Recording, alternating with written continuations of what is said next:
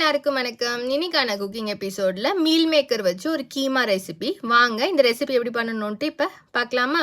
அதுக்கு first meal மேக்கரை வேக வைக்கணும். அதுக்கு ஒரு பேனில் தண்ணி ஊற்றி உப்பு போட்டு தண்ணி கொதிச்சதுக்கப்புறம் மீல் மேக்கரை ஆட் பண்ணிவிட்டு அடுப்பை ஆஃப் பண்ணிடுங்க. அந்த சூட்லேயே மீல் மேக்கர் வெந்துடும். இப்போ தனியாக ஒரு பேனில் எண்ணெய் ஆட் பண்ணிக்கோங்க. எண்ணெய் சூடானோடனே 1 டேபிள் ஸ்பூன் பெருஞ்சீரகம், ஒரு பிரியாணி இலை, பட்டை, கிராம்பு, அப்புறம் ஏலக்காய் இதெல்லாம் போட்டு நல்லா வதக்கிடுங்க. இதெல்லாம் நல்லா பொரிஞ்சதுக்கப்புறம் 2 பெரிய வெங்காயத்தை குட்டி குட்டியாக கட் பண்ணி அதையும் ஆட் பண்ணிடலாம். கொஞ்சம் லைட்டாக வெந்ததுக்கப்புறம் உப்பு போட்டுருங்க. பச்சை மிளகாவை 2ஆக கட் பண்ணி ஆட் பண்ணியிருக்கேன். அப்புறம் 1/2 டேபிள் ஸ்பூன் இஞ்சி பூண்டு பேஸ்ட் இதெல்லாம் போட்டு நல்லா வதக்கிடுங்க. இஞ்சி பூண்டு பேஸ்ட் பச்சை வாசனை போனதுக்கப்புறம் 2 நாட்டு தக்காளி ஆட் பண்ணியிருக்கேன். மிக்சியில் லைட்டாக அரைச்சிக்கோங்க. இப்போ மசாலா ஆட் பண்ணிடலாம்.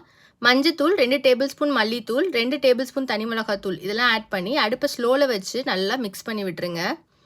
கலருக்காக நான் 1 டேபிள் ஸ்பூன் காஷ்மீரி மிளகாத்தூள் ஆட் பண்ணியிருக்கேன். அப்புறம் 1 டேபிள் ஸ்பூன் கரம் மசாலா இதெல்லாம் போட்டு நல்லா வதக்கிட்டு க்ளோஸ் பண்ணி ஒரு 10 மினிட்ஸ் குக் பண்ணி எடுத்துருங்க.